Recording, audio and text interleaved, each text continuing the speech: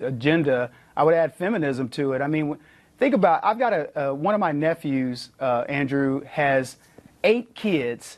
He had 8 kids by the time he was 19 years old. 8 children by 3 different women. Now, if he goes and gets a job, the first thing they're going to do is garnish his wages and take care of those kids, theoretically. He has no incentive to work.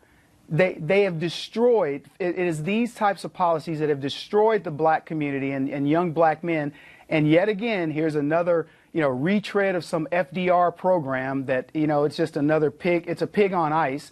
And they want to make this appear as though it's something brand new and some new and innovative thing that Obama's offering. He's offering nothing because it all boils down to a good familial environment where these kids respect the women that they decide they're going to have babies with and stick around and raise these kids. It's a cycle that's going to be repeated time and time again, and it doesn't matter how much money they throw at it. Niger, the cities have been regulating businesses to death for generations. Taxes, regulations, where you can build, what you can build, who you can build it for, who's going to be your labor force, how much. I mean, all of this stuff has basically said the big cities are not business friendly. It's no wonder why there's no shovel-ready jobs. That's exactly right.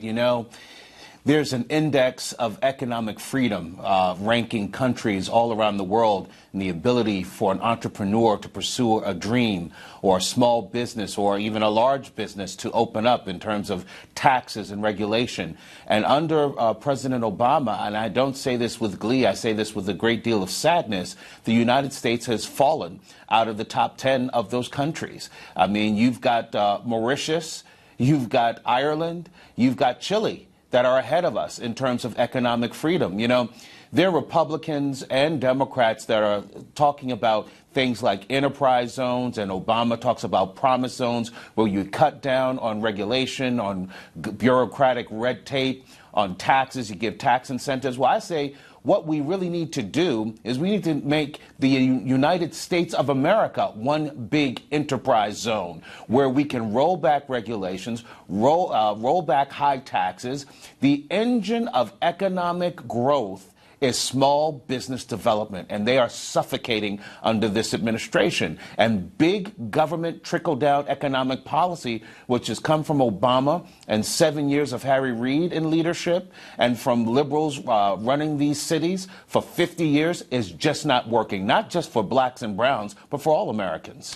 Kevin, I know I've hung out with you. I've interviewed both of you guys multiple times. I know I don't have to be politically correct here. This is not about race for me. This is about what is happening in cities where political elites, academic elites have been playing games with the population and the economy for generations, like Niger just said. But I want to get both of your reactions. Kevin, I want your first reaction, then I'll get Niger's. Kevin, what was your reaction when the president announced this? My first reaction was it's Obama shifting into what he would believe to be an emotional pull to appear as if he's really going to do something to help youth. I mean, that was the emotional pull of Obamacare, getting people, who didn't have health care onto the system. And at the end of the day, it's just another failure. It's another big government failure that he's trying to shift to other people. And he's shifting the responsibility from where it belongs.